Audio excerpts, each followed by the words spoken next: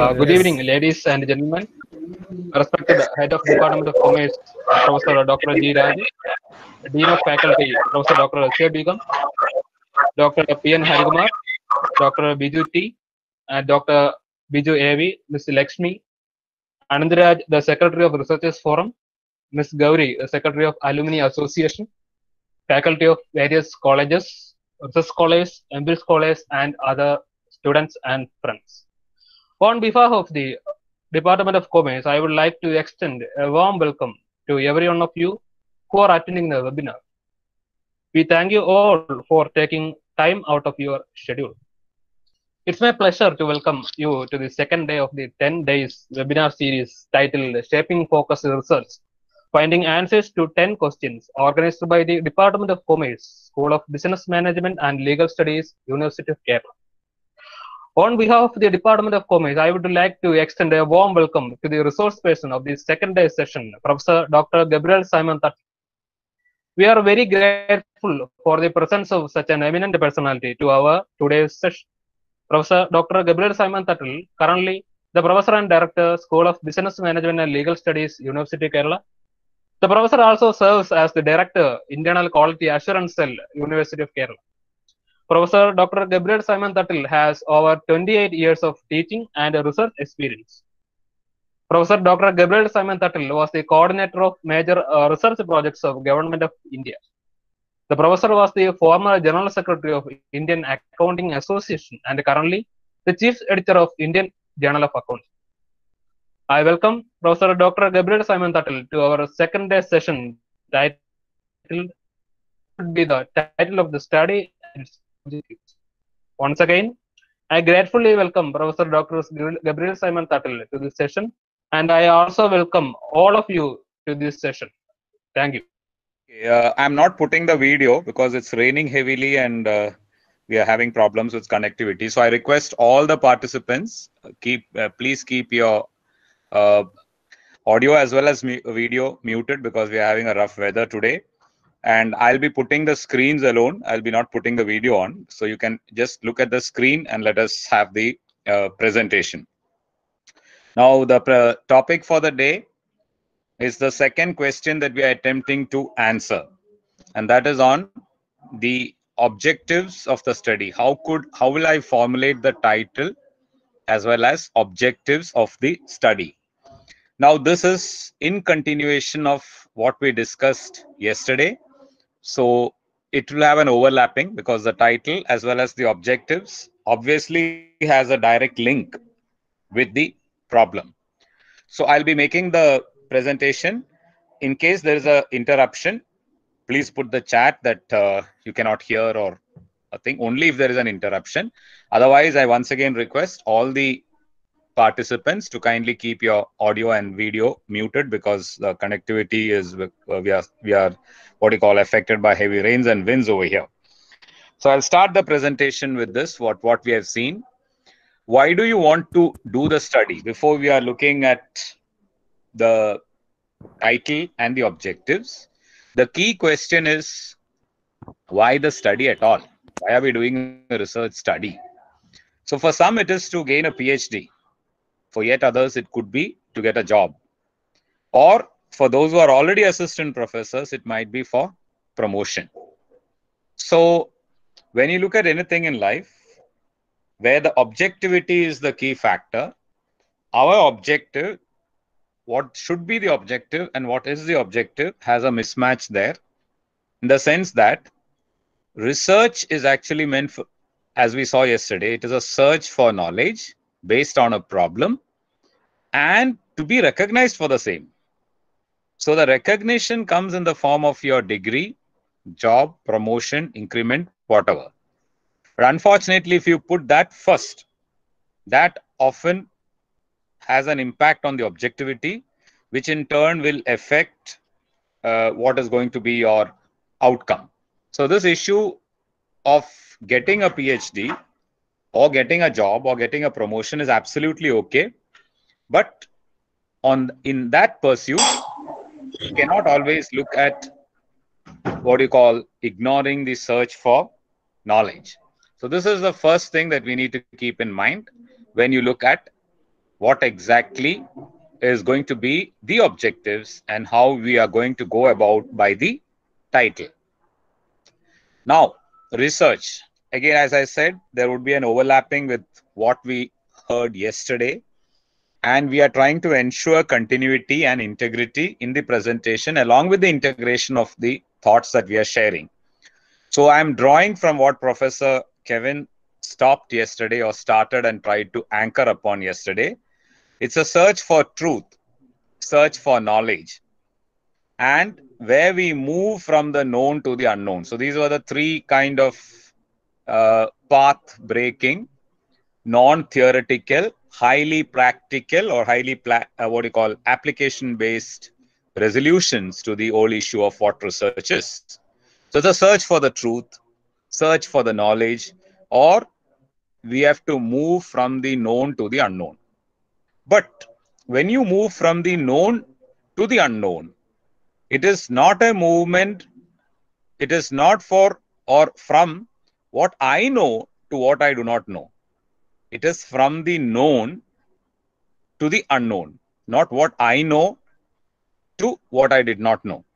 So that is the whole issue which we'll discuss at the towards the end, because at times I am trying to say that something is unknown, but the fact is that it was known, and I'm saying that this is what I have now found out, which I'm saying was earlier unknown, but somebody else says it was already known. The fact is that I did not know that it was known. So it is not where I stand that you look at this movement. We look at this movement from what is known to what is unknown. And how this journey would take place is what we are trying to look at when we look at the objectives as well as the title of the study.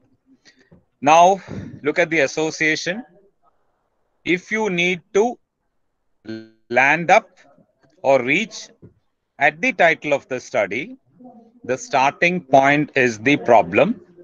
The starting point, from the problem, you have to elicit or take out or pull out the objectives. And based on those objectives and problems together, based on the objectives that you have framed and the problem that you have, you come to a title of the study. So at the outset, let us understand that title is something which has a direct link, a direct association with your objectives as well as the problem. So starting point, as is given in the systems link, is the problem, from where you frame your objectives, and based on the problem and the objectives, you reach into this stage. So this is how the link goes. Now, there are certain principles, again, in continuation of what we discussed yesterday, in your formulation of these hypotheses, of your objectives, and obviously the hypothesis after that. And those principles are, yesterday we were trying to say it is a search. You're searching for something. And when you say that you're searching for something, obviously it means that there was something which is lost. So that is what we're talking about, the problem. So can you search for something when you do not know what is lost? If I know that this thing is lost and it is lost somewhere there or somewhere here, I can search for it. But when I do not know what I'm looking for, there cannot be a search. And when there is no search, obviously there cannot be a research into that. So you can search for something only when you do know what is lost. You can drive to a destination when you do know where you want to go. So these two principles are the basic principles that we are trying to look at when we are talking about objectives. Because objectives is, why are we doing this? Why are we doing this? Because I have a destination where you do not know where you want to go. Obviously, there can be no destination. I can go anywhere. And where I'm not sure what is lost, I cannot search for that. So the key aspects here is know what is lost and where you want to go. This lost or the destination where you want to go or finally shed light upon is what we are trying to talk about in terms of the problem. So what am I looking for?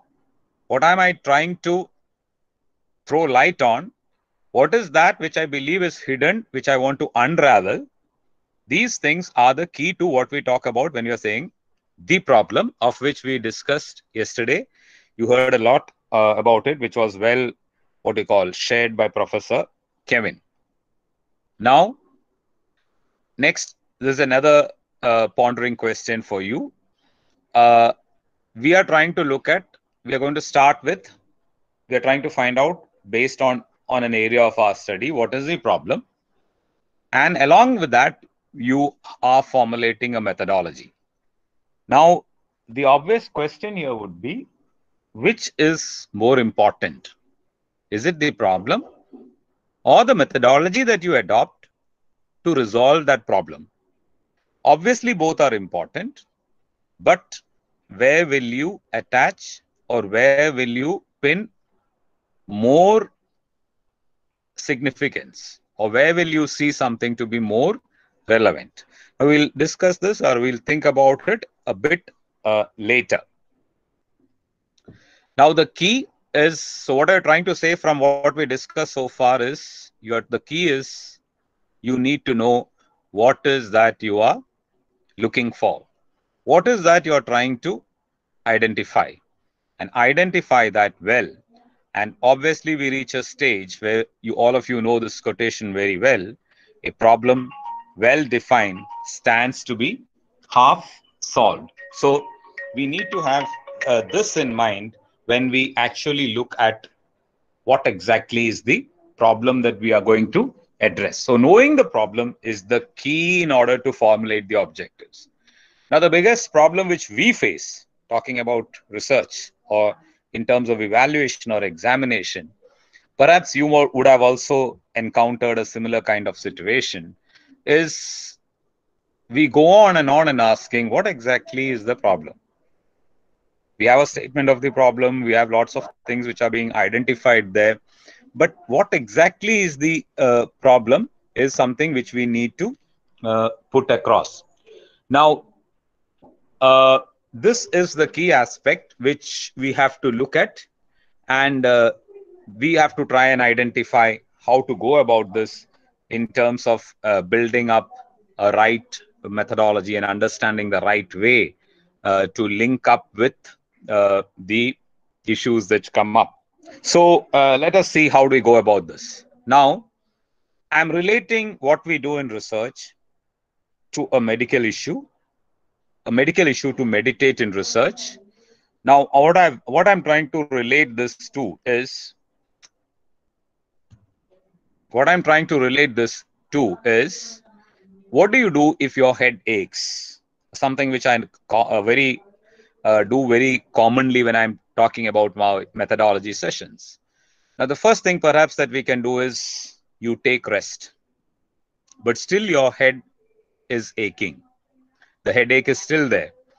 Now you apply balm, but still the head is aching. The headache is still there.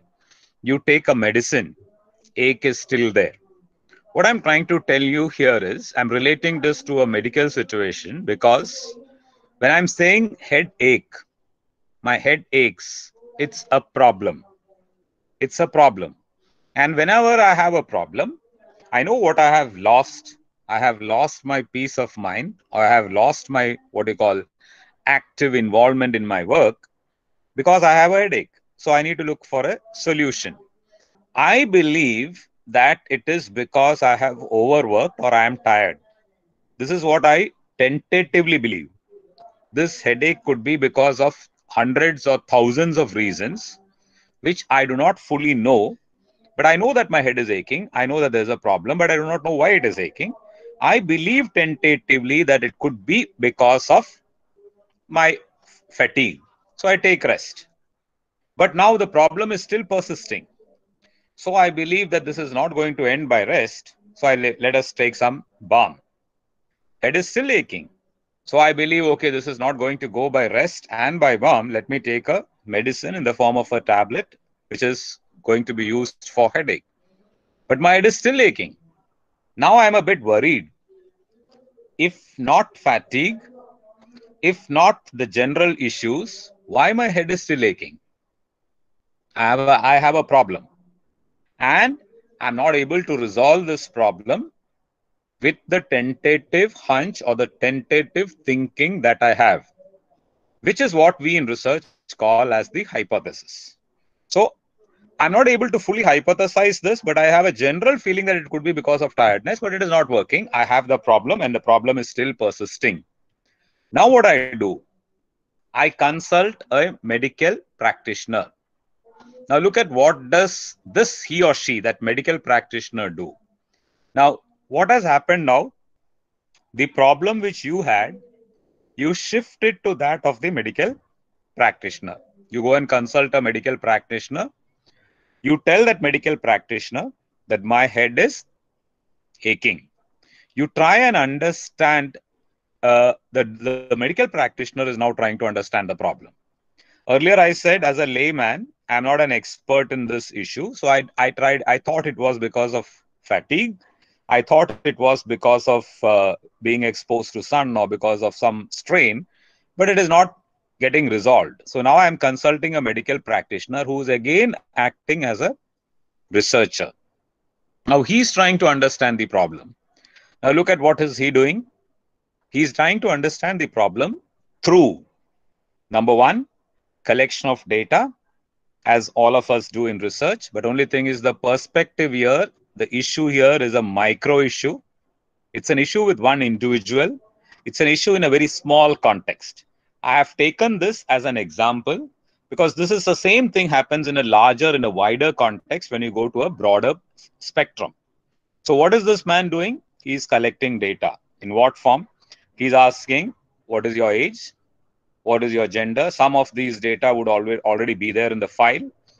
And he's asking some pertinent questions, some material questions. This, he perhaps would ask, when did this start? Was it before food or after food? What kind of issues you faced? He's asking some questions. Now, these questions tend to be similar wherever you go to a medical practitioner with the same problem. Now, why it turns out to be similar? Because this expert, the medical practitioner, has got some theories, some literature, some conceptual framework in him regarding headache. It could be if it is because of migraine, it is because of this. If it is because of indigestion, it is because of this. So, and that is what he's trying to elicit data. That is where the term relevant data comes. He has to ask for only material or relevant data. He's collecting data. He is linking the data on headache to the theories. Yesterday, where you were looking at the conceptual framework versus variables. So he's linking that to the theories. He is linking it to the literature. What happens if the headache is of this kind, if this kind? So he's linking it with that. And he might ask for further results. He's asking for some test. Check your BP, check your blood or whatever. He's asking for some test. And finally, based on that, he diagnoses the problem. So now he knows why your head is aching. It is because of migraine, it is because of indigestion, it is because of tumor, it is because of fever, whatever. From the data that he has, linking that to the theories and literature that exist, asking for test results if necessary, he is trying to say, diagnose the problem. And then he prescribes, after having identified the problem appropriately, correctly, in a most precise manner, he's prescribing the medicine or the medication. It can be just one or two pills. It could be some physiotherapy or whatever, or it could even be a surgery or whatever. And he's attempting a solution through that. So he's trying to resolve the problem. If you understand this process very carefully, you can find how this can be extended or expanded to the entire dimensions of research. This is what we all do. We look at the problem, we try to identify the problem well, we collect relevant data which is associated to that, You try to understand the theories which stand associated with that. You look at what prior studies have said related to that, the literature, and you collect data and put it to some test. And then you diagnose it further and you give a prescription for your problem. So again, I'm repeating the same question. In that case, where do you attach more importance? Is it to the problem or the methodology? Where does this medical practitioner attach more importance? Is it to identify why the head is aching, or is it to give the prescription? Obviously, both are important. If you don't identify the problem, you cannot give the right medicine. Even after identification of the problem, if you give a wrong medicine, the patient might die. Both are equally important. But once the problem is very clearly identified, prescription is relatively easy. The methodology with which you should go in your research is relatively easy. Once you identify what exactly is the problem and associate that with a set of objectives that you have. This is what we are trying to look at today.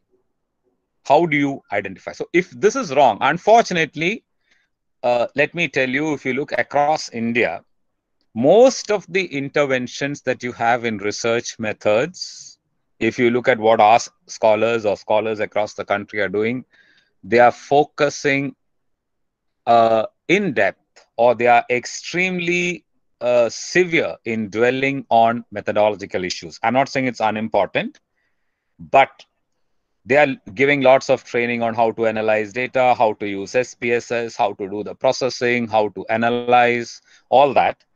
And for that, they use technology, they use different methods, they use outsourcing. But if you do not know what exactly is the problem on which you're working, the rest of it will never suffice. So this is the key to identify, because when we are trying to say the objectives is talking about why are you doing this study, what are you trying to attempt. What are you trying to attempt is based on what is that you have lost or what is that you're searching for. If I'm not sure about what am I searching for, or if I'm not sure what have I lost, then the second thing becomes a bit more complex. So understand this process, understand this as a grassroots level kind of issue in research. That is why, again, for those who are, or those of you who are looking at research very closely, you look at all great agencies of research, like even in social science, because IITs have got a social science block, or IIScs have got a social science block in management, finance. So also, if you look at IIMs, they never ask you what is your research problem or the finite focus title at the time of your synopsis. You are given at least 6 to 12 months to decide how exactly I should put the title. And that time is the time you allocate, the time you apply your mind and soul and heart into looking at what exactly is the problem. After understanding that, you write up the title and formulate the objectives. So you allow that. Initially, you start with your broad area. Initially, you start with working on your literature. You move a bit into your coursework. And then in the subsequent doctoral committee, after you have worked on it, you decide the title. Unfortunately, in many traditional kind of learning environments, we just start off with a title. We start off by writing a problem without knowing whether it is a problem at all.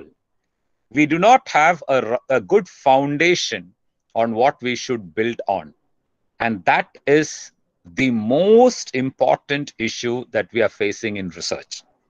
So now we are thinking of research directorates in many universities, including ours, and we are trying to resolve this by giving them lots of inputs, giving researchers lots of inputs in terms of how they can identify a researchable issue, something on which we need to research.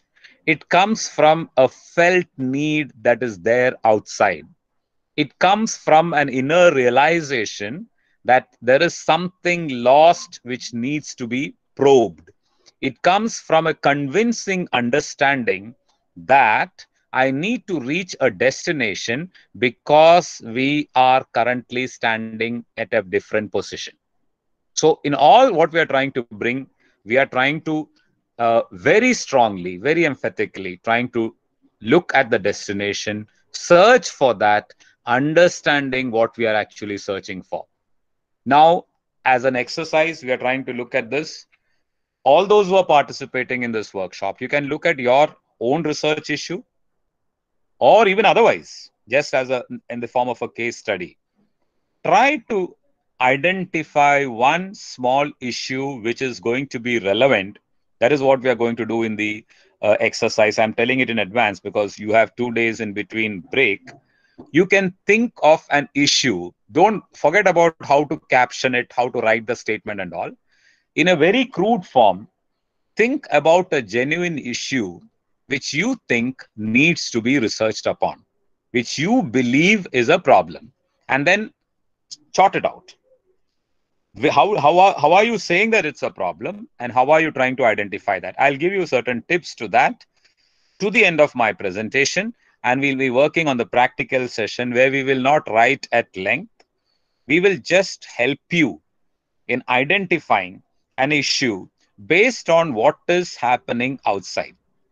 And this identification comes through a link between what we have studied or understood from theories and concepts inside to the observations and experiences which are outside. So it's always a two-way interface. You look at all great researchers, you look at all inventions and discoveries and innovations that have taken place outside, you will very clearly find this interface that is taking place. You look at the theory of the gravitational force, a man sitting under a tree seeing an apple falling to the ground. Now, this man was not blank. He had with him a hypothesis when he was sitting under a tree.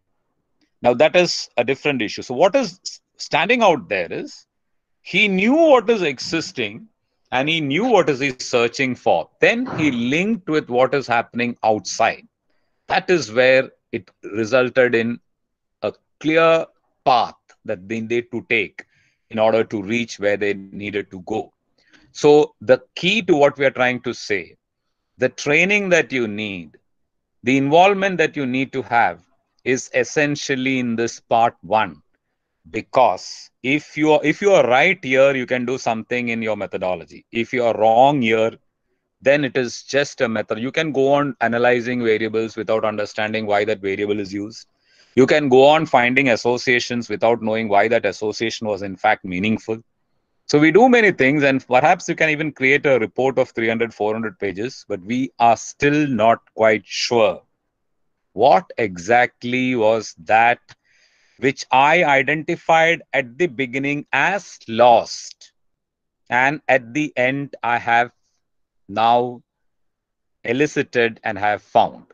So that is what we have to keep in mind when we are talking about the objectives. So it is in this backdrop that we try to link objectives of the study, and based on the problem and the objectives, we try to have a suitable title for what we are going to do.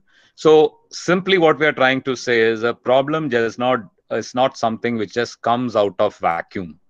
It is not something where you can just write a statement. Say, for example, I can say problem in the tourism. Everywhere there would be problems. But when you're saying the problem for the study, it has to be focused on something. Just like I lost my ring, I know I have lost my ring. I know somewhere the area around which I could have lost it, or somewhere in a larger space where I could have lost it. I'm searching for it. And then I find it out. My problem was my head was aching.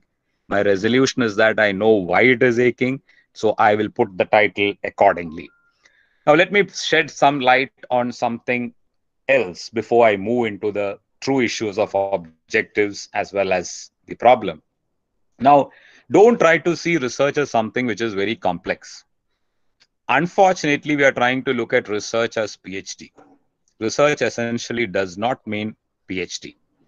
An MCOM project can have in it a research. An MPhil dissertation can have in it a research. Even a person perhaps who's illiterate could do research. So it does not always have a relation. That is, when you're searching for new knowledge, when you're moving from the known to the unknown, there is a research. So all these could have this, what you call, interwoven element in it, where the blending is there, and we have to see how this goes in that form. Now, what I find based on my experiences, that often we have used or written or overstated facts and made it complex. When something is very simple, when I understand a problem as a problem which is very simple, very straight, very focused, instead of putting it in that form, I used sentences and sentences, statements after statement, because I believe that I have to make it more wonderful. And in my urge, or in my, what you call, false urge to make it, enlarge it, widen it, at times I have made it very complex. So you use unnecessary statements, unnecessary words. So in the drafting of your objectives, in the drafting of the title, once you have conceived the problem very well, once you have internalized the problem very well, there is a lot of editing, focusing, and spelling out in very simple terms what is that you are searching for. Now I'm coming back to the same issue which we discussed earlier of headache. Problem is very just in one word: headache. Objective: solve the headache. That's all. You need not write to solve the headache also. Just solve the headache. Title is solution for headaches. That's all. It could be with one individual. It could be with a community. It could be with men, women. That if you want, you can add it in that form. Solution for headaches among women or men. This is not what we actually do in commerce. What I'm trying to tell you is, as I gave in the beginning, the problem chosen is something which is very microscopic, which is very narrow and straight. But we need not make it a very big issue. Try to identify it as something which is very straight. So here, what is that which has happened? I know the problem. What is the problem? Headache. What is the objective? Solve that. And I gave a title: Solution to Headaches. The three are very closely associated. This kind of a simple, focused association is what we build up when we work in that narrow area. And how we can probably do it, because it's all based upon each researcher's work, we'll try and see certain principles which will help you or support you in this. Now, how you can set the right objectives. Now I'm coming into that. This is possible when you know. So when you know these things, it's very easy. If you do not know these things, it's very difficult. What should you know? You should know the problem. You should know the existing concepts and the literature associated with that. Understand how did this existing evolve. So it's a movement from the known to the unknown, and there is something which is already existing on that. Now, this is one area where I would like to share what we call our experiences across, not only that of mine, most of the supervising teachers. We find scholars, when they are just driven by an urge to get a degree, they put up as captions different things which are there in literature. And at times, those things which are very catchy, which have got all kinds of technical jargon or theoretical jargon associated with it, without fully understanding that. So for example, you say people's planning model, I'm going to do on that. But then you do not know what is existing on that. You need to know what is existing on that. You cannot just start from something which is in a state of vacuum. So what is existing? That's why when students come for their presentation, specifically in the broad area, the primary questions are generally related to the functional area into which it is. Suppose somebody says motivation. What is motivation? Who is the first person to talk about it? What are the basic theories which are associated with that? Without knowing that, you cannot say that I'm going to find something new. So understanding what is the existing concept? We face this issue in a big way. People says, I'm going to do my research on TQM. Immediately the first question is, what is TQM? Who talked about this for the first time? Where was this first introduced? What was the findings that came up over there? So this is not something which I'm going to do after joining for research. Unless I know this, I cannot identify why the head is aching. Suppose a medical practitioner tries to look at how is your head aching without knowing the theories associated with headache. It is impossible. So you have a problem. There are certain existing concepts and literature associated, not the full-fledged literature review, but there are the concepts have an existing definition. Even if it is entirely new, there is something which is related to that, something which is associated to that. And most of the theories that you look for, whether it is in HR, whether it is in marketing, or whether it is in finance, it has all evolved from one state to another state. Suppose I'm talking about impact of dividend and value of shares. I'm giving one example in finance. There are theories which talk about relevance. There are theories which talk about irrelevance. The theories of relevance, Walters or Gordon's model, are based on this relationship with a set of assumptions. Modigliani and Miller is opposing this with the arbitrage process. This fundamental understanding of how it operates, if my problem is associated with that, if I do not have that, I cannot evolve something new. As I said in motivation or HR, I'm talking about motivation. I need to know that it all started basically from needs, theory of needs, to Maslow's need hierarchy. Then people worked on that, classifying it into X and Y. I'm just giving an example of how it evolved. Now, I can't say that all this I'm going to do after identifying a problem. So the problem comes from the existing concepts and understanding of that, how it evolved, and finally, through the gap between the known and the unknown. Otherwise, you will be still talking about something which you're going to find out, which has already been said by somebody else.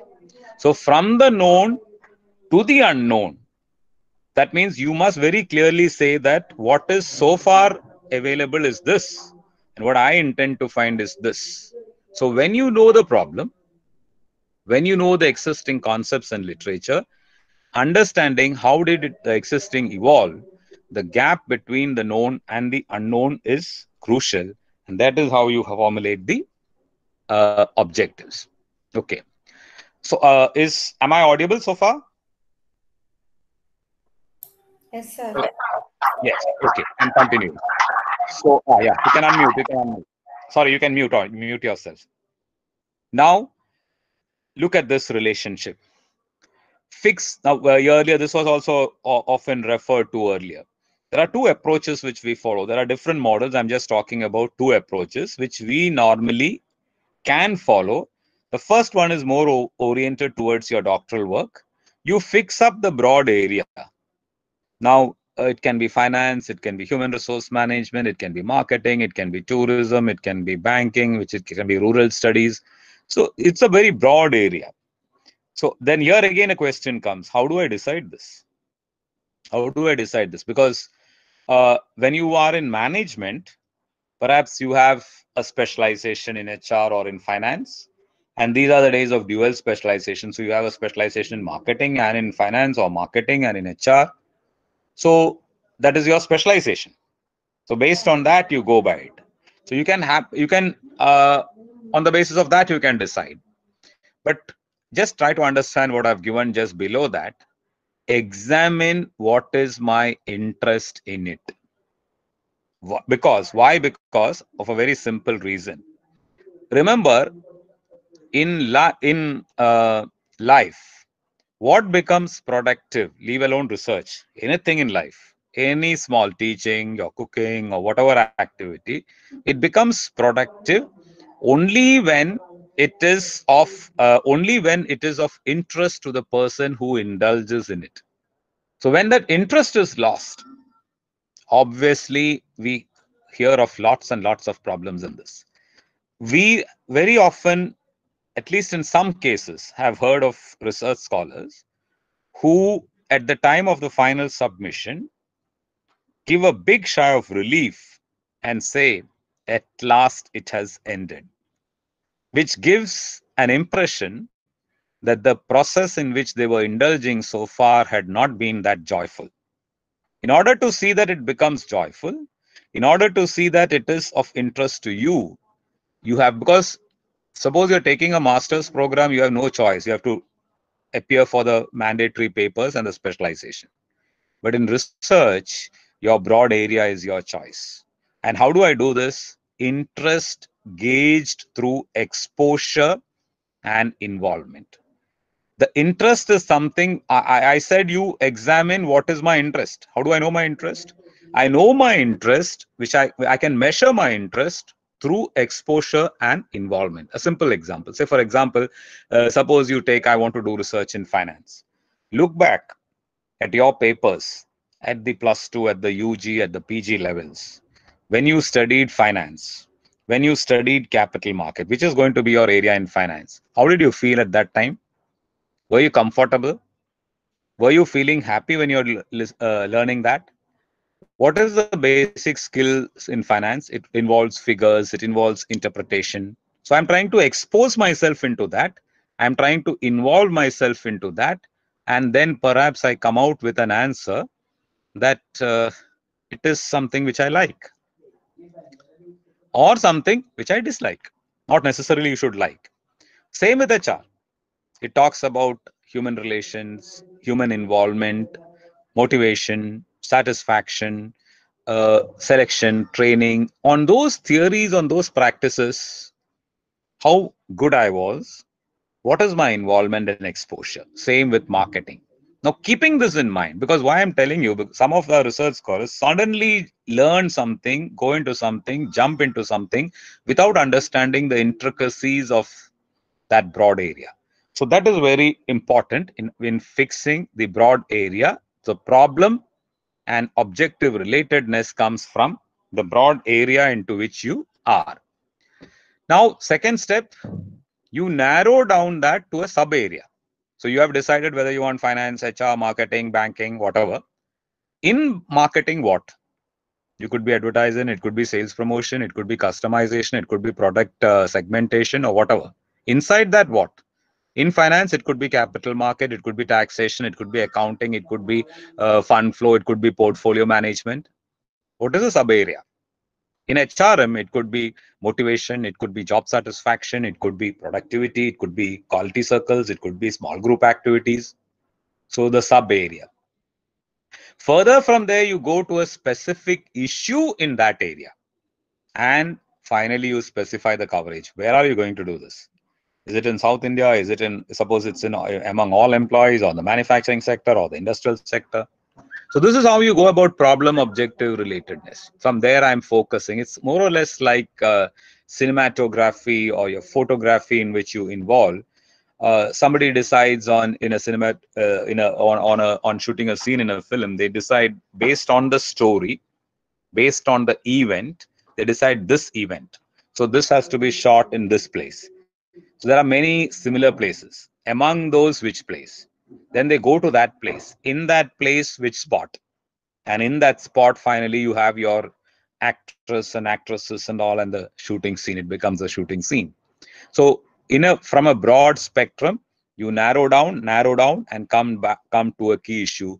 Now you're keeping in all the time when you do this narrowing down, you're trying to understand what is the issue there. In finance, what is the issue that in finance I want to do capital market. In capital market, what is the issue? What is that? What is that I believe is lost, remains untold, remains unprobed, over which I need to apply myself. And I come to a specific coverage over there. Now look at this. This is, I've just given one or two examples for your understanding. My broad area was banking. This is the what we call the funneling approach. It looks like it has to be like a funnel, the broader top, wider top, nose narrow down, and finally I'm put it as broad because I've written the title over there. I'm saying banking. I decide, okay, this has been something which is fascinating me. In that, I want to do something on NPAs, and from that, I want to do something which is problem based on that, which becomes my title. Say, for instance, I want to look at what is going to happen with the moratorium in lending and its impact on NPAs. So I'll put a title accordingly. So what I'm trying to say is you reach this level problem based title only when you pass through the funnel and come down, it percolates down into that particular area. So that for that you need time. It's not overnight. That's why we are saying you start with this, do a bit of literature, find a bit of gap, take time and come down to this and get it approved. So it's not something which you should rush out with. Now, again, in funneling, again, the same example, I've put it in a different form. I selected banking. From there, I came to NPA. Now I'm giving a title, Impact of NPA on the Profitability of Commercial Banks. So that profitability of commercial bank, I've given a specific title over there. This is what we call funneling because its upper part is very wide. There is no problem there. Some people say, if you ask what is the problem, banking is not a problem. It's a very broad area. Finance is a broad area. Even NPAs is a very broad area. Slightly narrow down. Again, further, I want to look at an issue which is, and that should be an issue. When I'm saying impact of NPAs on profitability, it should be an issue. I should first probe whether it's an issue, whether it is something which is lost, whether it is something on which you need to probe. So understanding that is a key issue which needs a better focus and over which we need to apply ourselves. Now, there is yet another approach. This is just the reverse of your funneling. We call it ballooning. Now, ballooning is you don't start from a broad area. You start from a known problem. Now, this problem is not what has something which you found out. There is a problem which is existing outside, which has been researched, which has been observed, which has been well understood. And what we are trying to do is we are just trying to explore why it happened, what are the implications, and based on that, I finally formulate my objectives and finally reach into the title. So which of these approaches I need to follow and when? When I have a broad area with me and I need to take time to arrive at the title in the last form, there I go by funneling. But suppose now we have the COVID pandemic on, we know that hotels have been shut down for maybe 3 to 4 months. We also know that there has been some loss of employment because business is totally down. It is a known problem. It is an experienced problem. It is an understood problem. It is an accepted problem. Now I can take this up and do a study. Now it is ballooning. So I can do this only when I know, experience, and have adequate support to prove the fact that it is a problem. It is understood in terms of its implication. And then I have my objectives and I go by my title. So from this, what are we trying to say? One of these two approaches need to be the key. That means I should either, if I do not have a clear-cut experienced issue, I did not identify a problem at that stage in the funneling approach. I'll just start with a broad area and I will finally take time, go to the sub areas, find out an issue there and pull it out and then formulate my objectives accordingly. So it is the objectives which comes out of this. In the second case, I have a problem which is known, which is published, which is experienced, which is understood. Look at the implications, formulate objectives, and come to the title in that particular form. So the ballooning can be done only when something is felt, it is known. But unfortunately, what is happening is, in many cases, even when the problem is not fully understood, you put it out as a problem, and we are not quite sure, are we following a funneling approach or are we going by a ballooning approach? What is that we are actually doing over there? Now look at this. I have given some examples, some models. In funneling, this is something which very commonly we see. Problems and prospects of some industry. Now, I do not know what exactly is the problem there. Suppose I'm saying tourism industry or banking industry or IT industry.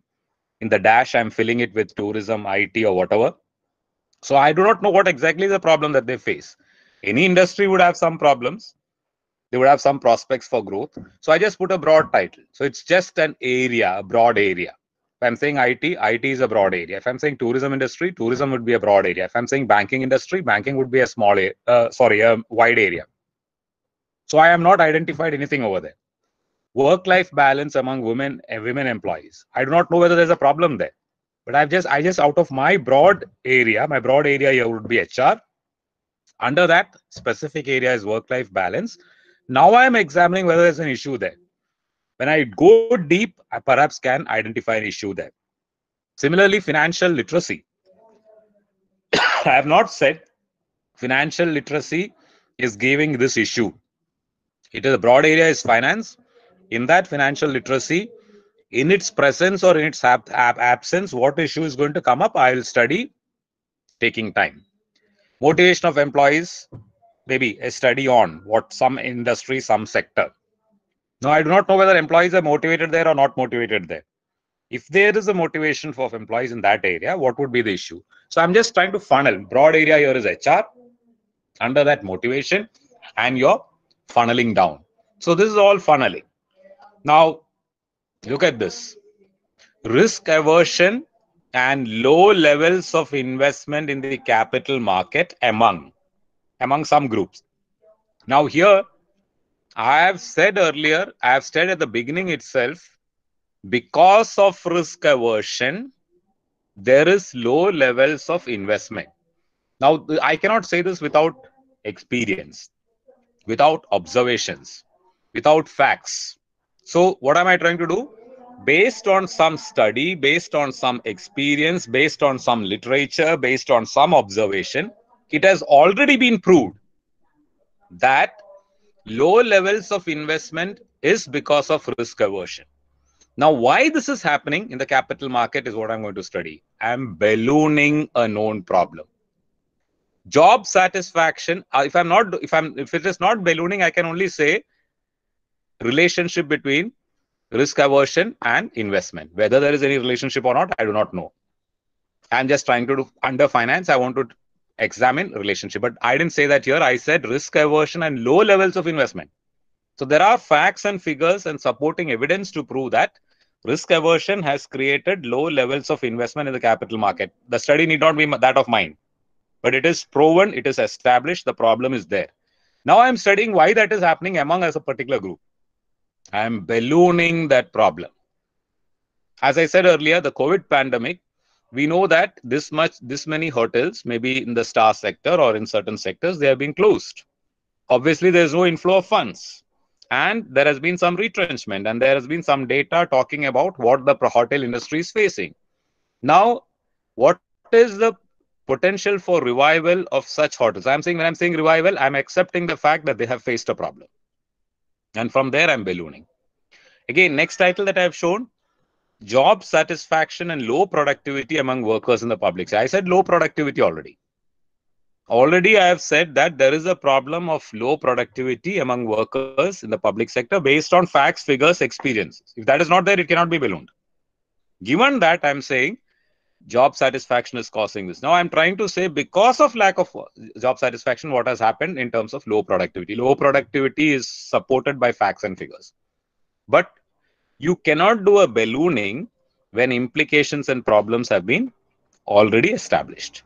So, both these approaches, either funneling or ballooning, you have to decide what are you guys going by. Don't say something to be a problem just by your what you call dogmatic feel or your intuition. It comes from true, live, published facts and figures. So all research scholars, when you try to say something, COVID has caused this, or retrenchment is because of this, you have to give it with facts and figures. There is no room for your feelings or thoughts which is not substantiated by facts and figures. So we need figures for whatever you say. There has been loss of jobs, there has been low investments, there is low productivity. How do you know that? So only when those things have been substantiated, you can follow this approach and thereby fix your objectives and titles. Otherwise, we go by the broad area, sink down, and then down, and come back finally to the problem. So one of these approaches you need to adopt. Otherwise, what happens in many doctoral committees, you say that the title is saying like this, so already there is a problem. Yeah, it is a problem. How do you know it's a problem? Yes, it is a problem. That's all. It comes by this kind of expansion or extension of the facts that we are looking into. Now, there are some usages in your objectives and in the title which we normally see. Uh, adding the word to with objectives, to ascertain, to determine, to find out. It's not theoretically wrong, but suppose you want to say ascertain relationship between job satisfaction and low productivity. There's nothing wrong in that. It's not always necessary to ascertain, to determine, to find out. So you can, or you may use it, or not. I'm not talking about the literature part of it, but I'm talking about the way you use that. Again, in titles, a study on, not always essential. Everybody knows that it's a study. So these are things perhaps which we can, if that's why I said editing, reducing, using only those things which are the most vital, most essential is what we need to look for. Prioritize objectives. That means 3, 4, 5, that is irrelevant, unimportant. Now, if you know the problem, so far we were trying to discuss, if you know this is the issue, then always there is something called a primary objective which is based on the problem. There's only one objective, a primary objective. And if you have a second objective, it should be equally important and relevant in terms of that problem. Then what you have is sub-objectives to expand or further probe into the components of the primary objective. This kind of a categorization or this kind of a classification is possible only when, as I said earlier, the problem is clear. Otherwise, you will take what a certain relationship to determine. So generally what happens, there is overlapping. And you always encounter the question, what is the difference between the first objective and the third objective, or second objective and the fourth objective? Why do you have so many objectives at all? Suppose you're saying you have given 4 or 5 objectives. Can you summarize this and tell what is the key objective? So problem-based key objective, the key outcome. That's why I gave you the earlier example of headache, to find out why head is aching. That's all. Now, for that, you might have to find out the habits of this person, to find out the food. That could be sub-objectives. I want to know why head is aching. And for that, I need to do certain sub-objectives. So the primary objective should be very clear. How many objectives is often immaterial. There's no need in looking at going by just numbers. Now, the principles of formulating the objective. Let them be focused. If I'm saying that I want to study this, why do you want to study this? You want to study this because it has got a direct association with your problem. Suppose in the case of headache, one objective is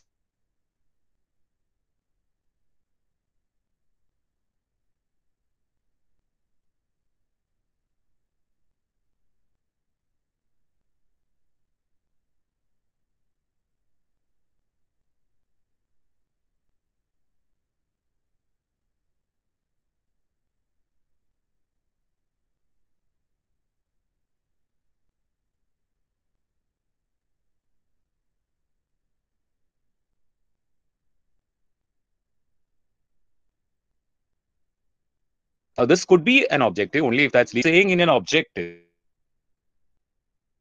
It in terms of when you do your methodology and finally come out with your findings, can you say that you have met the objective, which could be quantitative or qualitative? Even if it is a qualitative, say for example, no level of awareness. You said measure awareness. Then you must think, how are you going to measure awareness? Similarly, awareness on what? Awareness on what? Suppose you're trying to look loyalty. How are you going to measure loyalty? What are the tools that you how this must be kept in mind. Otherwise, you initially said measure, you initially said this, and finally you're not quite sure how to do it. It should be purposive. Purposive in the sense that when you put it as an element in your objective, there was a purpose behind that. And that purpose is a very simple thing. That purpose is the fact that it is associated again with the problem. So look at how important it is to know the problem and how what you saw yesterday, the the core and the mantle of the entire research is focused on that. I have with me something, just like as I said, when you are going to a doctor, everything that the doctor does with the patient is focused on the problem that that person has, purposive. And finally, when you're listing the objective, try to see whether it is capable of being addressed individually, in the sense that you have objective number 1, objective number 2 and 3. Now, we are not, when you do get your methodology, what is that you're going to do in your methodology? What is that you're going to do in your hypothesis, which is going to meet this objective? Now, at times we have some studies which have got 4, 5, 6 objectives, and we don't find any methodology which is going to meet this 5th or 4th one. So each objective must be capable of being addressed individually, because finally you do 2, what methodology you adopted for 2, what are your findings on 2, what are your suggestions on 2. So it's all focused on 2. In fact, when you do your research as part of your consultancy, when you do something for the industry, it's very interesting to look at their report. They would not ask for putting all objectives together, all the methodology together, and all the findings together. They would say, objective number 1, what was the methodology? What was the finding? What is your suggestion on that? Finish that, come to 2. So don't say that all the objectives were studied, all the findings are put together. Be very specific and focused, capable of being focused, make it specific, make it measurable, make it purposive. I have put this objective because I wanted to shed light on this aspect of the problem and finally address each and every objective. Now, principles for the title. Earlier we were looking at the objective. Title, the principle is KISS. KISS stands for keep it simple and short. Don't unnecessarily lengthen the same. Don't put it very wide. Don't put it very short. There was a time in the history of research when everything was very general and it was criticized on that ground. A study on tourism industry in Kerala, a study on tourism industry in India, a study about that, this. Just one sentence, you say a study on it. And anything can be studied under the sun under that. Because I didn't say what in tourism. I didn't say what in this. A study on the selection recruitment processes of some industry. So it's very large and very wide. Now what is happening is, it is very, very specific. A study on tourism industry in Kerala with special reference to health tourism in this sector of this district in this place. A big title, which is focusing and ultimately becoming a very small element. And finally, you land up and the person is asking you, this looks like a case study, a small case study. Why should you do research on that? So don't simplify it and reduce it to a level, because I'm not doing something in one day. If I'm doing something in one day, accordingly, I should do it. If I'm doing it in 1 week, it should have that perspective. If I'm doing it in 1 year, it should have that perspective. But when you're saying that I'm taking 2 and 3 years to study something, it should be very properly focused. It is just like what we talk about when you say audibility in your communication. Those who have studied communication will understand further. How much volume should be there in my communication? Should I speak very loudly or should I be very soft? And the answer to that is adequately audible. If your sound is very heavy or very large, it will go over the head of the recipient. If it is very inadequate, the person to whom you are talking cannot hear you and it is a waste. Adequately audible means it should be at that pitch at which the intended person applies his strength and mind to listen, not to hear. If you speak at a huge volume, they'll be hearing, they might not be listening. So just like that, you don't use unnecessary words, you don't use unnecessary script. So the audio is breaking, sir. Simon, sir, please. Between the last and the key with the problem that you have written down, or the title is written like this and the problem does not talk about that. So Problem, title, objectives must get integrated. Once you have the objectives spelled out, accordingly you have the hypothesis linked to that. Accordingly, you have methodology. You have your findings and your suggestions. All are linked, both forward as well as backward. Problem to title, title objectives. Objectives and title together goes to the hypothesis, your methodology, your finding, and ultimately, and reverse also. If I have a suggestion, it's based on a finding. I can't make sweeping suggestion which has got no backing in terms of finding. If I have a finding, it's based on a methodology. It is based on a hypothesis or a research question that I had. It is associated with the objective, and that whole thing starts from my problem, which is encompassed or captured in the title that I have framed. So this is what I want to make in the form of my presentation. To conclude, what I would like to tell you is a very simple fact that you need to be very focused in your approach, and this is something it is not as complex as we often make it by writing a very long, lengthy, or not clear, or not fully encompassing title without understanding the problem, or objectives without understanding the problem and the title. So these things in place, once you have a solid understanding of your problem, once you have a very firm understanding about your problem, accordingly you can have your objectives and title framed. So it's an exercise where we can very simply involve. Write it very simple, write it very straight. Even conceiving is more important than language first. Once you have conceived it well, then you can look for the most appropriate word, most appropriate style of presentation. Using even one word in that should not be something which is unnecessary. Only relevant things can be put into. That kind of a clear conception of my title, which reflects my problem, and based on that, I have one or two or three very focused objectives. Even there is something which is primary. Then what I do subsequently in the methodology, in formulating your hypothesis, in collecting your data, in deciding the sample size, and in doing the process will become easy. And because I know what I'm searching for, and because I know where I need to ultimately land up with my destination, then my search is meaningful. And that is all about the first part, where you are spending perhaps this is the exercise on which you're involving yourself in the first 1 year, or at least up to your finishing of your coursework.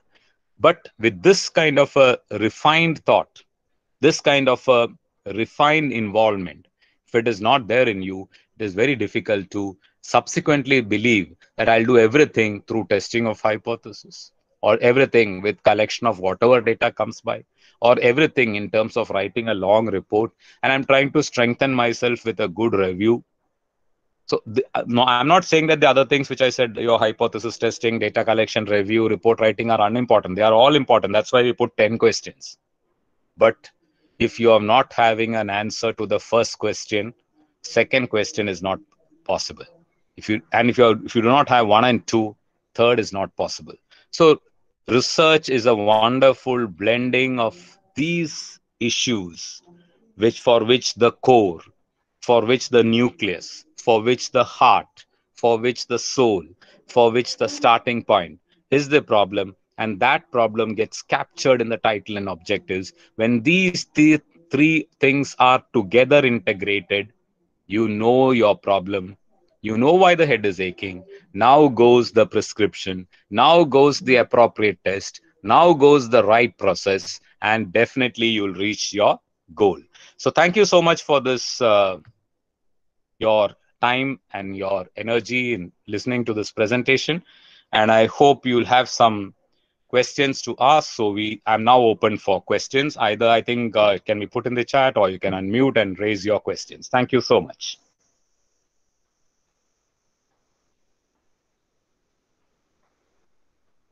Yeah. So the questions raised by the participants is already noted by the researchers forum representative. They will ask now. Okay, you can ask. Sure.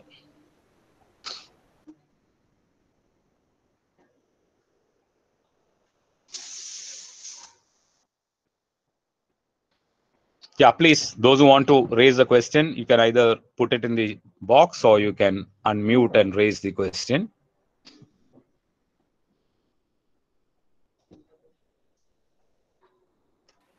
Good afternoon, sir. Can I ask one doubt? Sure, sure. Sir, my doubt is regarding the setting of objectives. Sir, you told me while these companies are doing the research, they have a practice of isolating the objectives, and based on one objective, they'll be modeling the research methodology and the findings which you're getting. True.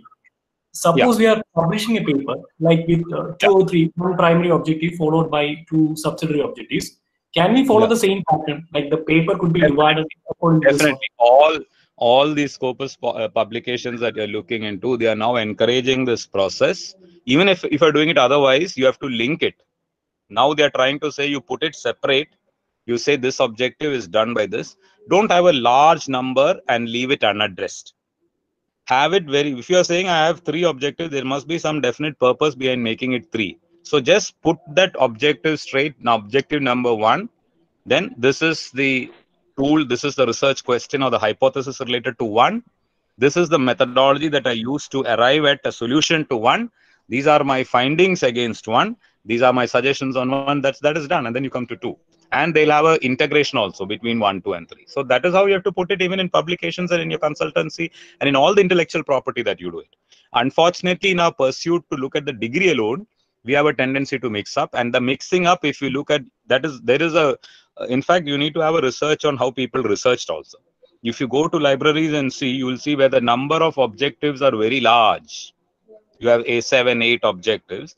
Then it is very difficult to find out how each of this which methodology adopted for which, and which findings are related to which. Sir, So, sir, the thing is that is actually regarding the objectives only. See, sir, when we start looking at the research problem, initially when we are starting, at that time we'll be having some objectives on our mind. But as just like you were saying, like this top universities like IIMs and ISC, they actually give the research some time so that they can come up with better objectives. That is what I said. That is the right approach. I can have my final statement of my objectives, whether it is 1, 2, or 3. I cannot have that finalized at the time of preparing your initial synopsis and submitting it. I can have that finally formalized and finalized only when I have my problem clear. So that what they do is you would start off with your broad area, you work on it, you do some review of literature, you identify your gap. So it might take 6 months. In many cases in IIM, they take it up to even 1 year. At the end of that, you have a doctoral committee. In that, again, you defend.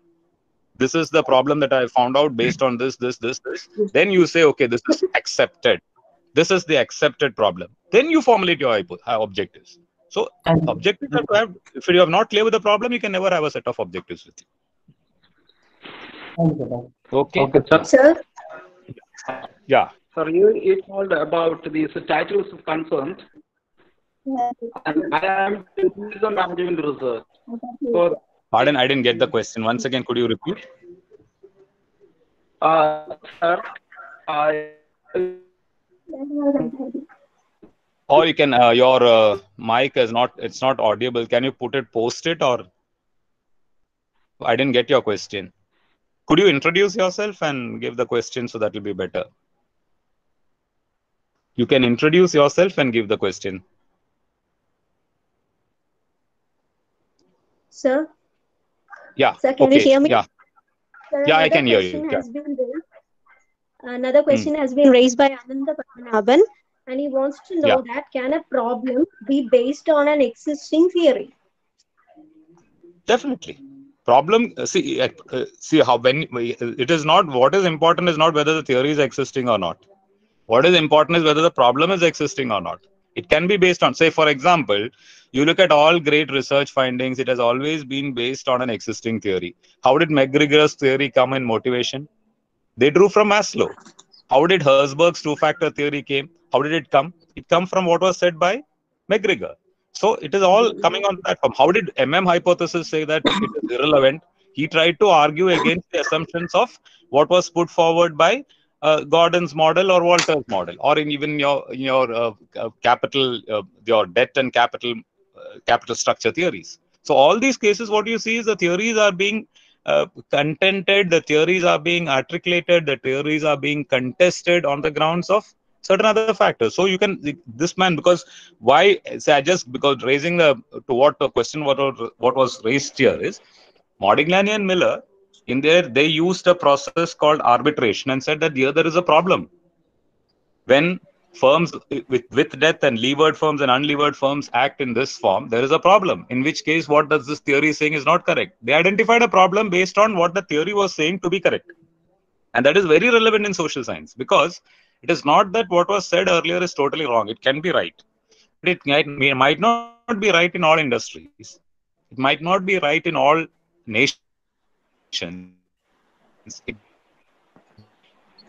So the next question is by Anup Arjun. Hello, sir. Suppose you say that motivation, the biggest.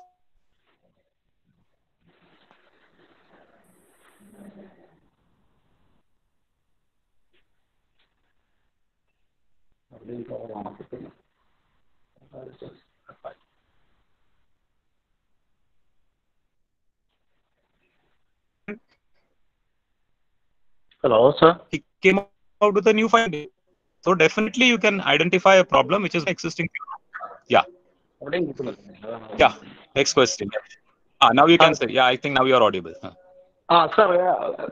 first I thank you for your presentation. And I have one question. Sir, you told about the title is concerned.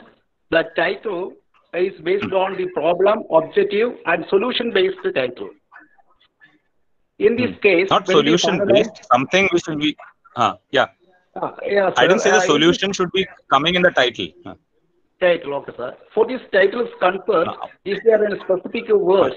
That means there is a limit for the words. Is there limit for a minimum or maximum? Nothing. There is nothing like that. These are certain things which we are unnecessarily misleading us. There is nothing which says that your title should be. See, how long should your hand be or your leg be is based on that. It should have that much length which will help you to walk. So you need to have that much length, which is the most appropriate. There's nothing related to that. What I'm trying to say is you should frame the title by looking at what is the problem and what is that you're looking for and what is that you want to assess. So that objective problem relationship must come in the title. That should be there. And there must be an attempted solution to that. Or there must be at least, solution need not be always a resolution. It can be throwing light also, giving more light to the problem. Okay, sir. Okay, so there is no limit. There is no maximum limit, and if you look at the conventional, traditional university system that we have, we allow a change currently because there is a situation where you start off with the title. Obviously, many research scholars find that they are not happy with the title, they cannot work with the title. So we are allowing a change in title also. But that change often has an issue that you have to, if you want to make a major change, you have to appear before the doctoral committee. If it's a minor change, you can do it just with your application. So you can do that. But the problem is you realize for many researchers, if you look at the ground reality, the problem that they understand that what they have selected is not the right way, or this is not the right approach, but it's already 1 year, 2 year old. So now going back again to the doctoral committee and spending time will make them more uncomfortable with it, so that they decide whatever it is, let it go, and what we want to land up is not in the resolution.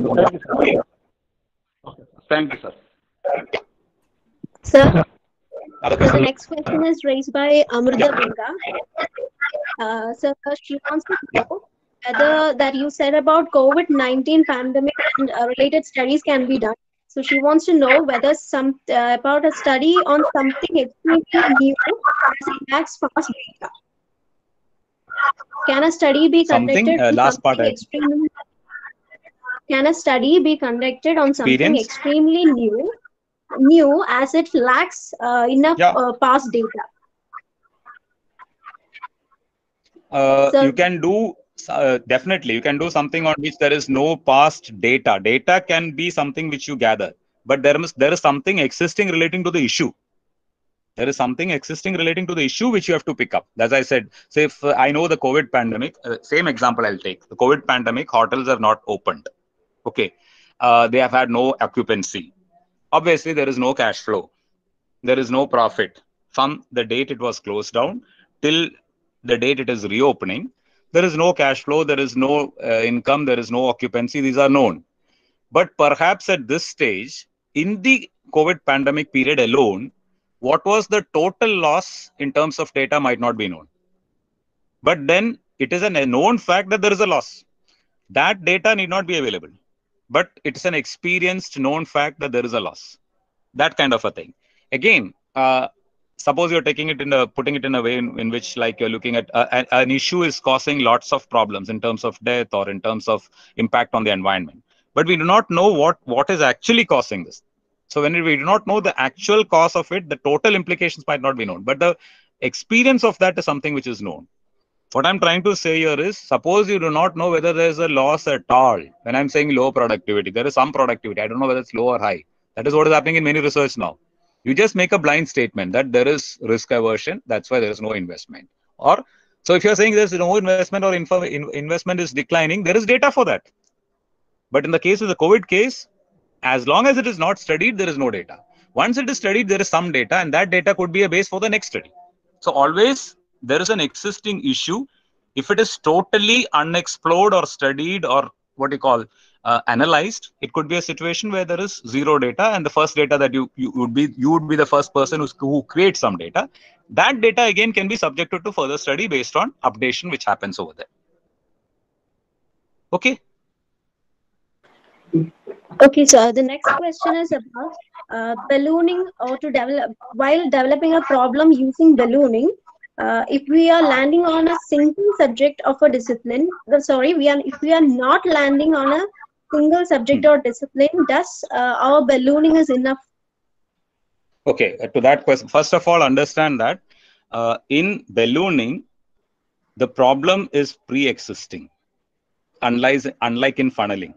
I gave you the example. Problem is pre-existing. Like I have data, a study which is saying that productivity is low. I have figures to say that last month it was this, next month it has come down, next month it has come down. I have data showing that it is low. But why this is happening is not known. So such are the issues which you are taking up for ballooning. That means problem is known, problem is identified in terms of implications. Causes perhaps are not known. The factors which cause it are not known, but the problem is known. So there is no need for what you call establishing the manifestations of the outcomes. The outcomes are there, but why it is happening is not known. That is where you use ballooning. So that is the first part that you have to understand. Now, in that case, the discipline and area to which it belongs is pre-disclosed. Say, for example, suppose I'm saying that there is decline in productivity and I'm associating that to job satisfaction. The decline in productivity is an established fact based on data. And if I'm putting it to job satisfaction, the discipline obviously becomes HR. If I'm saying that risk aversion is associated with capital market investment decline, where people are keeping away from the capital market before that, for which I have data in terms of demat account, in terms of all this is coming down and risk aversion is there, then obviously it is the discipline is finance and the sub area is capital market. So in ballooning, based on the experienced observed data, the causative factors and the causative results are what have to be examined, but the outcome of the problem is known and the discipline and area to which it belongs is also known. You just balloon it up. In the other case, in your funneling approach, there is no outcomes which are established and there is no directly known issue with you. You are trying to identify an issue based on a broad area, in which case that broad area and discipline can be your choice. I hope I've made myself clear. Thank you, sir. So Sangeeta has raised that. Yeah. Objectives can be listed first and then last the main objectives. I didn't get the first part of what you said, Naina. Can you? What sir, could be listed? Can the subsidiary objects of... Sir, can you hear me, sir? Yeah, now I can hear. Now we are audible. Can be? So can the subsidiary objectives be listed first, then followed by the main objectives? How can you do that? Can you, without knowing what is the main thing, how can you have a sub? It's obviously not possible, because if you do not know what is the main issue that you're trying to look at, then as I said, I gave you an example. Suppose I am saying the factors which cause risk aversion has created I want to know whether risk aversion is responsible for decline of investments in the capital market. This is the primary objective.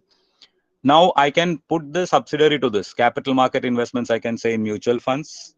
I can say it is in equity. I can say it is in derivatives. These are all the sub. So without putting the top in place, without putting the main in place, I cannot have the sub. So I must first find out. That is where the problem comes in most of our researchers. You have 1, 2, 3 objective. You have not said main and sub. So what happens is we are not able to prioritize. Same thing in your findings also. You have come out with problems in this industry. You're saying the factors of affecting awareness, or you're saying the factors which are responsible for something, and you're giving 1, 2, 3 problems that are faced, 1, 2, 3, 4.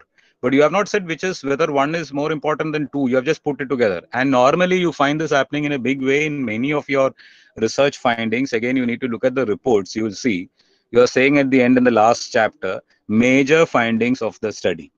You see that in reports even at the UG level, PG level, and even goes up to the doctoral level. And the major findings, first finding is majority of the employees are in the age group of this and this. Is that a major finding? That is a profiling. So profiling has to be relatively true that when you start your research, you will first profile your respondents on the basis of age and all. But when you say that they belong to this age group, they belong to this income group, they belong to male, female group and all, that is not the major finding. Major findings are associated with the variables, the problems, the factors, the awareness, whatever you wanted to study based on the variables, those are the major problems. So those findings have to again have a priority in that. When I'm saying that study the problems, there could be say 7 or 8 problems. It's like somebody is asking you what are the problems you have in education. There could be 10, 20 or even 100 problems. But when somebody wants to address the problem, it cannot be an addressal for the collectivity of 100. You should tell what is the most important problem, second most important problem. When you said awareness, we studied different factors which influence awareness. There's nothing like are you aware? Yes, no. Are you aware on 1, 2, 3, 4? So on this, some certain things it will be less, certain things it will be high. So you have to again categorize. So prioritization all throughout is very important. And that prioritization comes only when you have a prioritization in the objective. And the prioritization in the objectives will say my key objective is this. Associated with this, I am going to probe over some other factors. Clear? Okay, so thank you, sir. The next question is raised by Parvati, and he wants to know that, sir, while framing problem and objectives in multidisciplinary research studies, should we have to give weightage to particular discipline? No, that is all based on what is your.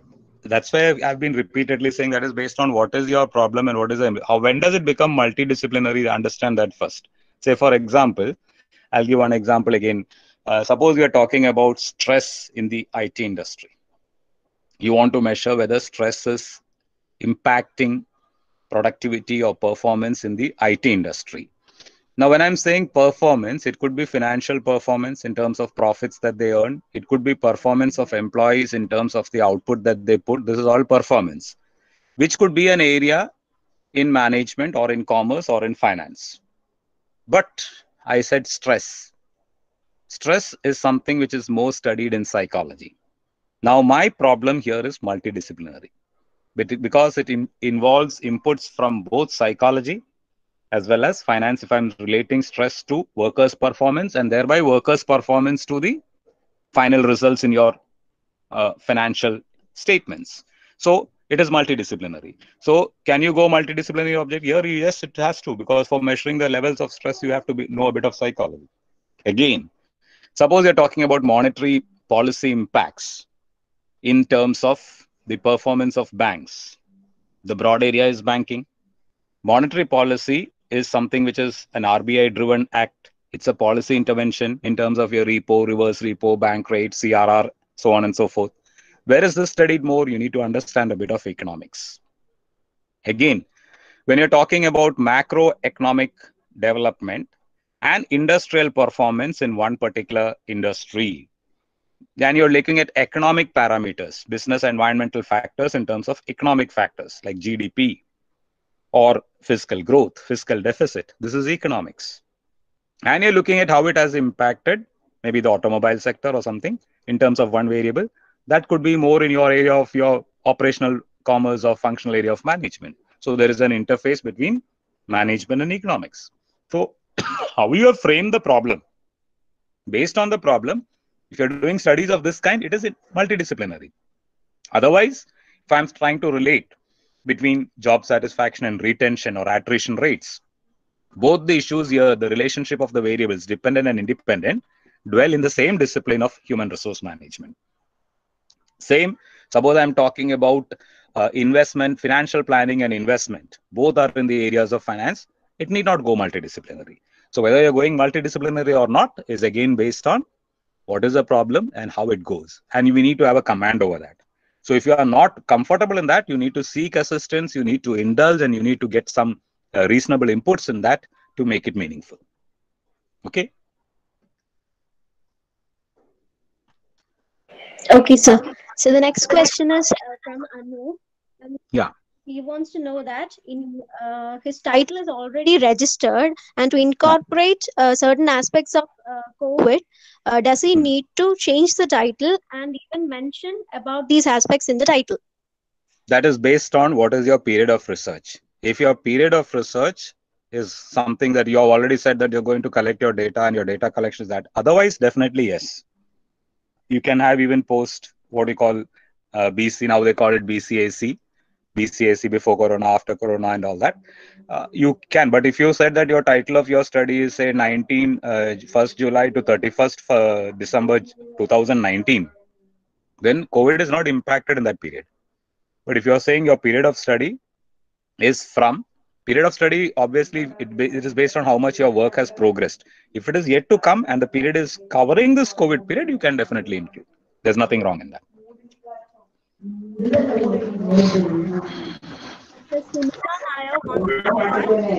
Yeah. Collect data. If the bias data or current scenario will affect her findings. How can she overcome? The same answer to what I just gave earlier. You can include that if you're collecting data and your period of study covers the period to which the pandemic relates. And again, there's one more thing. If you're talking about short-term impact, there is a time at which that impact can be felt. So you are asking somebody the impact of something which can be understood only in a long term, perhaps that cannot happen. If the impact is short-term and your period of study covers that period, definitely you can include. Okay, sir. The next question is that our university is asking for the title to be finalized before starting the work. So you're asking about the policy that I said it should ideally be done in this way, but the universities are doing it in a different way based on the UGC guidelines. Now there is a new policy that is coming out. It is not yet to be formalized, where they are saying that you can start off with a broad area. You can have a separate research directorate which is going to look into this. Subsequently, you will be asked to register with that area, and you start off with your literature, identify the gap, and then go into the fixation of your problem. So that is yet to happen. As of now, we are going by what you call the form where you put something. But then, even when you go by that form, you're facing one doctoral committee where they will give you some guidelines on how you have to perhaps identify whether it is a problem or not. So first, at the first instance, what you have to look into is not how many chapters you want or how many objectives you want and how many tools you want or how many tests you want. First instance, what you want to identify or what you want to probe into is it a problem or not? And if it is a problem, what are its implications and how do you identify? So how do I identify why that's why I gave you the whole issue of headache. I should first know why my head is aching. When I could not do that, I consulted an expert and I found out why my head is aching. That being done, the rest is relatively easy. So the proposal stage, you're designing the synopsis stage, you should spend some time on that. See, in many management institutes, since you raised that question, even for the MBA projects, I remember a number of cases in Kerala, outside Kerala, where I have gone. They first give a orientation session to students before they go for the MBA project. They have 6 months for the work. They have to prepare a project. So how do they identify an issue? And after that, they give around 4 weeks time. students to find and finalize their synopsis. In this 4 weeks, this is not for PhD. Remember, it's not for PhD, it's not for MPhil. It's only for an MBA project. They ask in this 4 weeks, you prepare a synopsis. So this preparation of synopsis is based on this orientation. So the orientation, like what is happening here now in this workshop, is something which you should get even before you start off with the synopsis. That's why in 2015, we had a similar session, and unfortunately, we could not hold it every year. So every year, it is not after you register that you should go for the first workshop. It is before you register that you should try and find answers to this. That's why in this brochure, you might have seen, we are asking MPhil scholars, we are asking those who intend to do research. They are the right people to use this and see that they have identified something genuine. And the backdrop for this comes from the numerous issues which are exposed to you, which are published in your dailies. This COVID-based hospitality sector issues itself, number of this are unfolding in Business Line, Economic Times and all. So they talk about issues in different sectors. Then you have to see whether it gels with you. Something could be an issue, something could be genuine, but it might not be matching with my competencies, my capability, my subject knowledge, my involvement. That's why I said interest. When these two things come together, my problem is very finite. I'm very crystal clear on what I'm doing, and I go about with that. Sir, one question. Sir, Yeah, sure. Yeah, please. If one has already collected data before the COVID pandemic, and in the suppose in the analysis stage, then what would we do? So if you have finished your collection prior to the COVID pandemic, you cannot involve an issue relating to the COVID pandemic without data. You can further add by extending your period of study to the post-COVID or the COVID period again, extending your period of study to that, then further including data. Without data and without covering that period, you cannot make a analysis based on that. So you can only say there is nothing wrong in that, but you can say that when I'm gives the, now this is the question is very relevant, because when we talked about certain things which could be understood in December 2019, your data collection is over, your report preparation is over. Suppose tourism sector, you come out with some good suggestions based on what you had is your data up to 2019 December or 2019 November, where nobody knew anything about the COVID pandemic at that time. But now when you finished your data collection, you're preparing your report, you're submitting, and the COVID lockdown created a problem. You submitted in say in June 2020.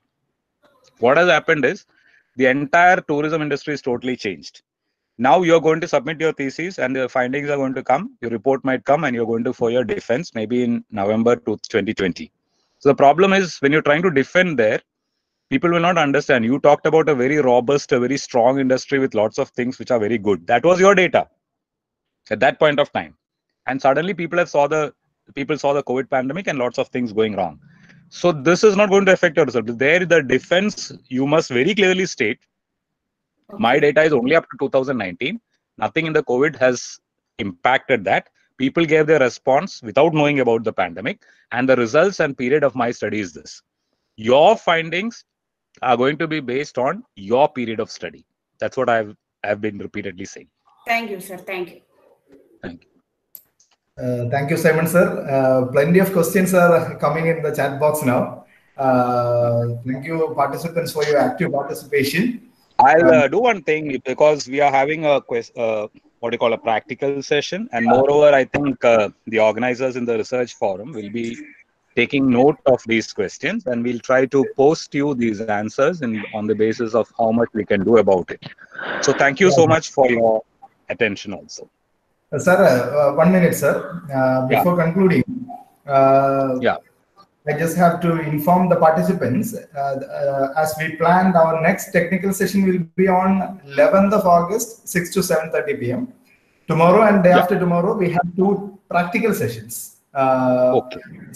Sir will be with us for the practical sessions to give inputs, and you have to prepare your case reports based on that and submit it on 11th itself. On 10th evening itself.